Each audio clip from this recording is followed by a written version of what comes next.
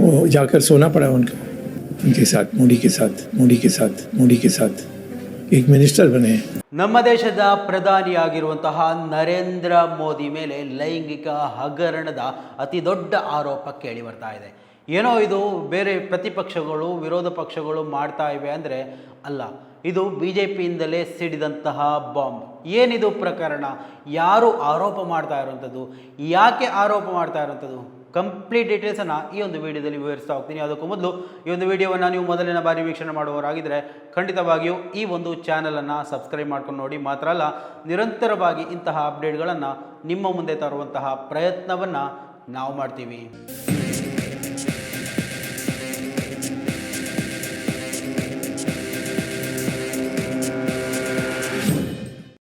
ನಾವಿವತ್ತು ಚರ್ಚೆ ಮಾಡುವಂತಹ ಈ ಒಂದು ಕಾನ್ಸೆಪ್ಟ್ ಅಥವಾ ಈ ಒಂದು ವಿಚಾರ ಇದೆಯಲ್ವಾ, ಇದು ನಮ್ಮ ದೇಶದ ಮುಖ್ಯ ವಾಹಿನಿಗಳಲ್ಲಿ ಕಾಣಲಿಕ್ಕೆ ಸಿಗುವುದಿಲ್ಲ. ಯಾಕೆ ಅಂತ ಹೇಳಿದರೆ ಈ ಒಂದು ಸುದ್ದಿ ನಮ್ಮ ದೇಶದ ಅಡಿಪಾಯವನ್ನ ಪ್ರಶ್ನೆ ಮಾಡುವಂಥದ್ದು. ಸೊ ಆ ಒಂದು ಕಾರಣಕ್ಕೆ ಯಾರೂ ಕೂಡ ಇಂತಹ ಒಂದು ಸಂಕಷ್ಟವನ್ನ ಮೈ ಮೇಲೆ ಎಳೆದು ಹಾಕೋದಕ್ಕೆ ರೆಡಿ ಇರೋದಿಲ್ಲ. ಯಾವುದೇ ಮೇನ್ ಸ್ಟ್ರೀಮ್ ಮೀಡಿಯಾಗಳು ಈ ಒಂದು ಸುದ್ದಿಯನ್ನು ಪ್ರಚಾರ ಮಾಡೋದೇ ಇಲ್ಲ, ಪ್ರಸಾರ ಮಾಡುವುದೇ ಇಲ್ಲ.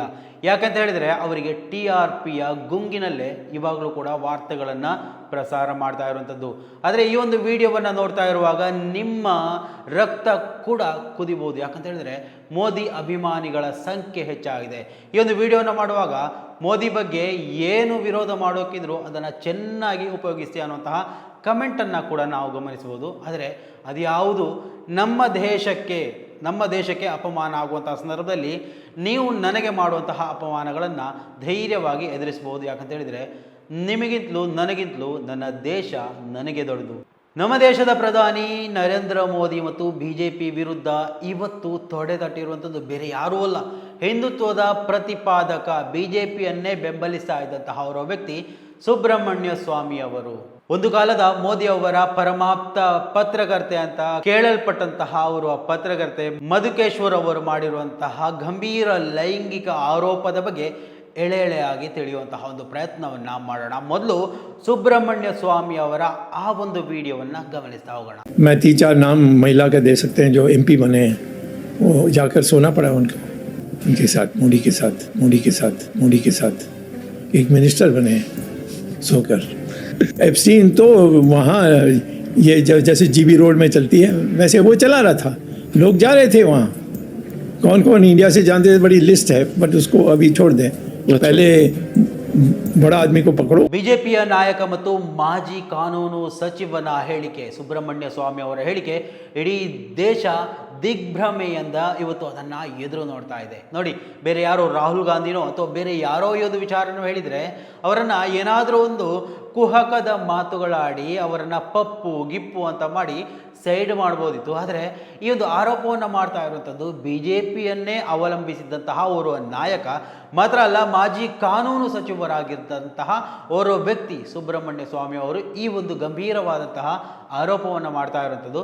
ಸೊ ಇದನ್ನು ಇವತ್ತು ಈ ಒಂದು ಹಸಿ ಸತ್ಯವನ್ನು ನಾವು ನಿಮ್ಮಲ್ಲಿ ಹೇಳಲೇಬೇಕಾದಂಥದ್ದು, ನೀವು ಅನಿವಾರ್ಯವಾಗಿ ಇದನ್ನು ಕೇಳಲೇಬೇಕಾದಂಥದ್ದು. BJP ನಾಯಕನ ಆ ಒಂದು ಸಂದರ್ಶನ ಇಡೀ ದೇಶವೇ ಬೆಚ್ಚಿ ಬೀಳುವ ಹಾಗೆ ಮಾಡ್ತಾ ಇದೆ. ಅವರು ಹೇಳುವ ಪ್ರಕಾರ ಕೇಂದ್ರದ ಕ್ಯಾಬಿನೆಟ್ನಲ್ಲಿರುವಂತಹ ಮಂತ್ರಿಗಳು ಅವರ ಅರ್ಹತೆಯಿಂದ ಅಲ್ಲಿಗೆ ತಲುಪಿಲ್ಲ, ಅವರ ಅರ್ಹತೆಯಿಂದ ಸಚಿವರಾಗಿಲ್ಲ, ಸಂಸದೆಯರಾಗಿಲ್ಲ.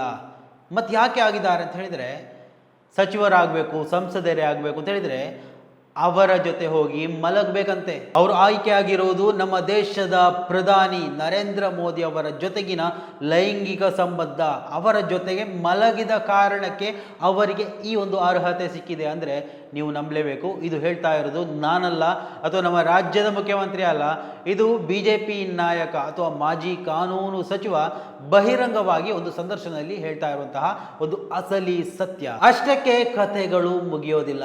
ಅಮೆರಿಕದ ಗುಪ್ತಚರ ಸಂಸ್ಥೆಗಳಾದ CIA ಮತ್ತು FBI ಬಳಿ ಭಾರತದ ಉನ್ನತ ನಾಯಕರ ಆಕ್ಷೇಪಾರ್ಹ ಫೋಟೋಗಳು ಮತ್ತು ದಾಖಲೆಗಳಿವೆ ಅಂತ ಹೇಳಿ ಅವರು ಟ್ವೀಟ್ ಅನ್ನ ಮಾಡಿದ್ರು. ನಂತರ ಈ ಒಂದು ಟ್ವೀಟ್ ಅನ್ನ ಡಿಲೀಟ್ ಮಾಡಲಾಗುತ್ತೆ. ಸುಬ್ರಹ್ಮಣ್ಯ ಸ್ವಾಮಿ ಅವರ ಕತೆ ಒಂದು ಕಡೆಗಾಗಿದ್ರೆ, ಅವರ ಆರೋಪಗಳು ಒಂದು ಕಡೆಗಾಗಿದ್ರೆ, ಇನ್ನು ನರೇಂದ್ರ ಮೋದಿಯನ್ನೇ ಅವರ ಹೆಜ್ಜೆಯನ್ನು ಕೂಡ ಪ್ರಸಾರ ಮಾಡ್ತಾ ಇದ್ದಂತಹ ಅವರು ಖ್ಯಾತ BJP ಏಜೆಂಟ್ ಅಂತಲೇ ಕರಿಬೋದು, ಅಥವಾ ಅವರ ಪರವಾಗಿ ಸುದ್ದಿಯನ್ನು ಮಾಡ್ತಾ ಇದ್ದಂತಹ ಮಧುಕೇಶ್ವರ್ ಅವರ ಕತೆ ಇನ್ನು ಬೇರೆಯೇ ಇದೆ.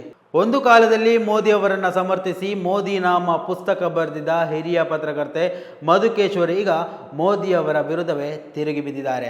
ಅವರು ಸ್ಮೃತಿ ಇರಾನಿ ಅವರ ನೇಮಕಾತಿಯನ್ನ ವಿಕೃತ ಆಯ್ಕೆ ಅಂತ ಕರೆದಿದ್ದಾರೆ.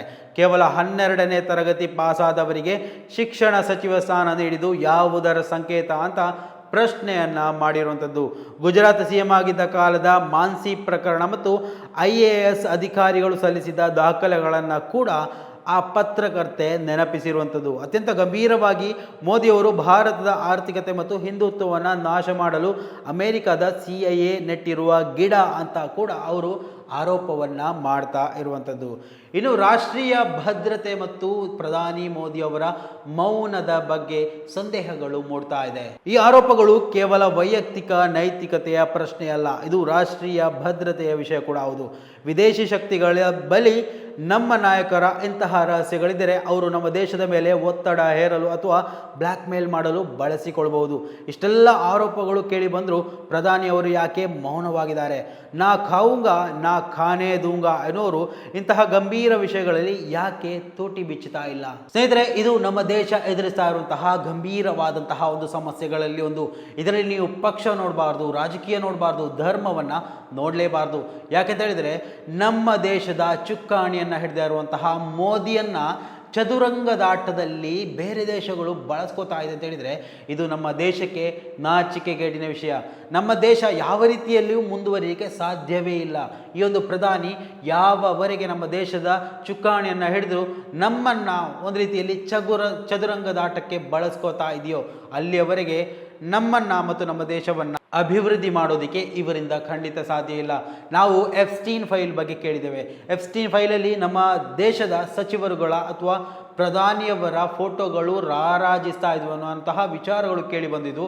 ಸೊ ಇವೆಲ್ಲದರ ನಡುವೆ ಅಮೇರಿಕ ಯಾಕೆ ಭಾರತದ ಮೇಲೆ ದಿಗ್ಬಂಧನ ಹೇರ್ತಾ ಇದೆ? ಇಷ್ಟೆಲ್ಲ ನಡೀತಾ ಇದ್ದರೂ ಭಾರತದ ಪ್ರಧಾನಿಯಾಗಿ ಯಾಕೆ ಇವರು ಇಷ್ಟೊಂದು ಮೌನ ತಾಳಿದ್ದಾರೆ? ಯಾಕೆ ಒಂದೇ ಒಂದು ಪ್ರತ್ಯುತ್ತರವನ್ನು ಅಮೇರಿಕಾಕ್ಕೆ ಮತ್ತು ಅಲ್ಲಿನ ವಿದೇಶಾಂಗ ಸಚಿವರುಗಳಿಗೆ ಕೊಡ್ತಾ ಇಲ್ಲ? ಇವೆಲ್ಲವೂ ಕೂಡ ಒಂದು ದೊಡ್ಡ ಪ್ರಶ್ನೆಯಾಗಿ ಉಳಿದಿರುವಂಥದ್ದು. ಇವೆಲ್ಲದರ ನಡುವೆ ಇವರ ಕಾಮ ಕೇಳಿಗಳ ಸುದ್ದಿಗಳು ಇವಾಗ BJP ನಾಯಕರುಗಳೇ, ಅಂದರೆ BJPಯಲ್ಲಿ ಕೂಡ ಒಳ್ಳೆಯ ನಾಯಕರಿಲ್ಲ ಅಂತ ಅಲ್ಲ, ಇವಾಗ ಏನು ಸುಬ್ರಹ್ಮಣ್ಯ ಸ್ವಾಮಿ ಅವರು ಅಥವಾ ಪತ್ರಕರ್ತೆ ಮಧುಕೇಶ್ವರ್ ಅವರು ಮಾಡ್ತಾ ಇರುವಂತಹ ಈ ಒಂದು ಗಂಭೀರ ಆರೋಪಗಳಲ್ಲಿ ಹೊರುಳಿಲ್ಲದೆ ಇರಲಿಕ್ಕೆ ಸಾಧ್ಯ ಇಲ್ಲ.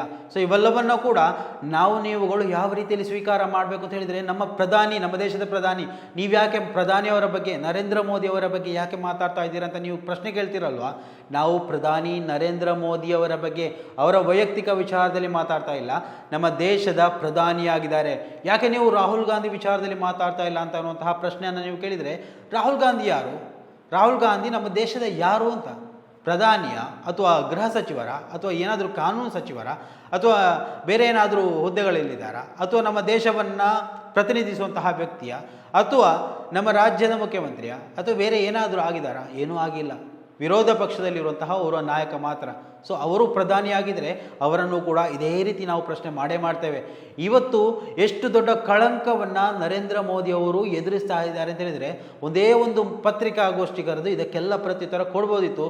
ಆದರೆ ಇದುವರೆಗೂ ಒಂದೇ ಒಂದು ಪ್ರತ್ಯುತ್ತರವನ್ನು ಕೊಡದೆ ಮೌನಿಯಾಗಿರುವುದರ ಉದ್ದೇಶ ಏನು? ಎಲ್ಲರಲ್ಲೂ ಸಂದೇಹ ಮೂಡ್ತಾ ಇರುವಂಥದ್ದು. ಸ್ನೇಹಿತರೆ, ಈ ಒಂದು ವಿಚಾರದಲ್ಲಿ ನಿಮ್ಮ ಅಭಿಪ್ರಾಯಗಳನ್ನು ಕೂಡ ಕಮೆಂಟ್ ಮಾಡಿ. ಮುಂದಿನ ಮಾಹಿತಿಯೊಂದಿಗೆ ಮತ್ತೆ ಭೇಟಿಯಾಗೋಣ. ಅಲ್ಲಿವರೆಗೂ ನಮಸ್ಕಾರ.